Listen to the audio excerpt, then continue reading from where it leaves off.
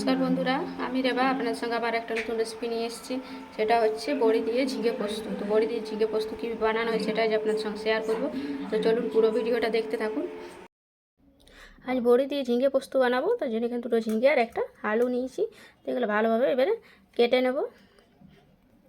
এই দেখুন, ঝিঙে আর আলু ভালোভাবে কাটা হয়ে গেছে। এবার এগুলোকে ভালোভাবে ধুয়ে রান্না করব। একটা কড়াইয়ের মধ্যে কিছুটা তেল দিলাম। এখানে কিছুটা বড়ি আছে, বড়িটাকে ভেজে নেব।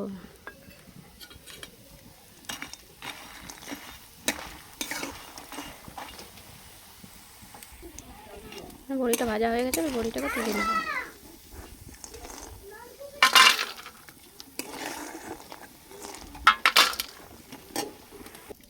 আর ওই তেলের মধ্যে একটা শুকনো লঙ্কা আর পাঁচফোড়ন দিয়ে দেবো।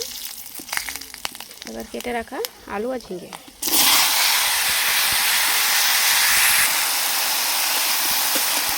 কিছুক্ষণ ভেজে নিয়েছি। এবার এর মধ্যে দিয়ে দেবো লবণ স্বাদ মতো।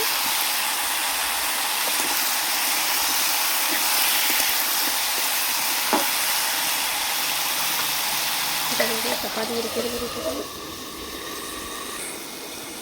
ঢাকাটাকে খুলে নেব।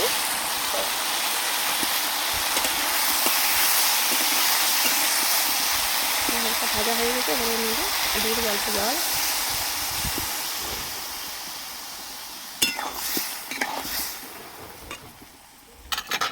জলটা দিয়ে এভাবে ঢাকা দিয়ে আবার সিদ্ধ করে দেবো 10 মিনিট। দেখুন, এটা ভালোভাবে সিদ্ধ হয়ে গেছে। তবে এবার এর মধ্যে দিয়ে দেবো বড়িগুলো। এর মধ্যে দিয়ে দেবো পোস্তটা আমি আগেই বেটে রেখেছিলাম।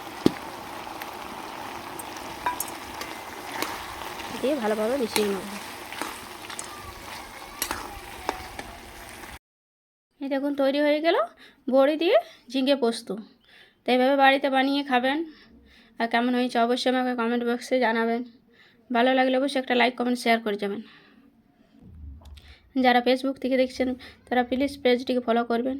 আর যারা ইউটিউব থেকে দেখছেন তারা প্লিজ চ্যানেলটিকে সাবস্ক্রাইব করে দিবেন।